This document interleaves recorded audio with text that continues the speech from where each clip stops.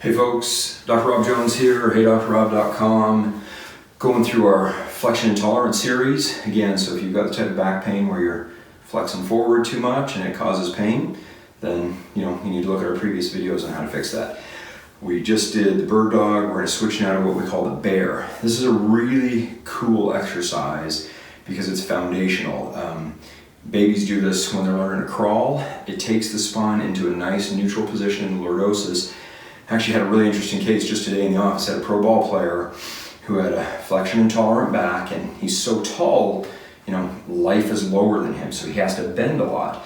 He kept saying, it doesn't hurt when I play, but when I sit on the bench or when I go home after games, it hurts a ton. And it's because he was defaulting back into lordosis. So, I taught him how to move and showed him a lot of the same things I showed you on previous videos. We did a little exercise, showed him how to get himself out of pain by sitting properly. And then I put him into this bear position. And the interesting thing was he kept saying, oh, my back is so tight, it hurts so bad. And it's because every time he was sitting, again, like my previous video, when you get into a flexed position, the brain recognizes this and it tells these muscles back here to get really tight.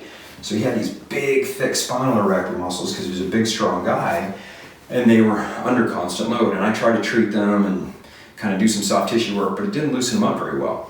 So I put him down in this bear position. It was pretty amazing. We curved his lordosis out, and I palpated his spine, and the muscles were completely relaxed. And the cool thing about that is that's neurological. So we put him into this bear position. And basically what it is starting out just like the bird dog. I had him go down all the way to the bottom. I had him come up a little bit, and he had a little pain right here. So we brought him back down, and I said, well, where are you pain-free? And he said, about right here. So again, that's, about 35 degrees lordosis.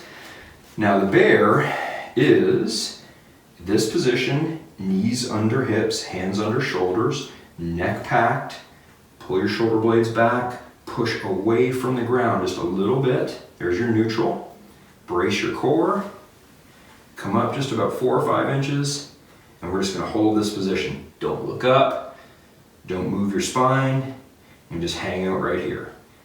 And we do our bracing like we talked about on previous videos.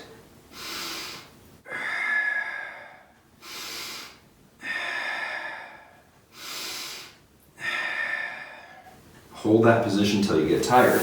Now the interesting thing about this move is when your spine's in that position, it's supported by your hands and legs, and it's just hanging out there, those discs start to pull backwards, okay? So again, if you have that flexion intolerance or a little bit of migration of the disc this way causing a bulge, as you get into that bear position, what happens naturally is the discs start to decompress down. You brace your core, support the spine, those contraction signals that were going up to the brain are no longer active. So those spinal muscles are just now nice and relaxed, and you're gonna feel a lot better. So you have tension in your back, you can try this bear exercise. It's a great way to get rid of that muscle tension.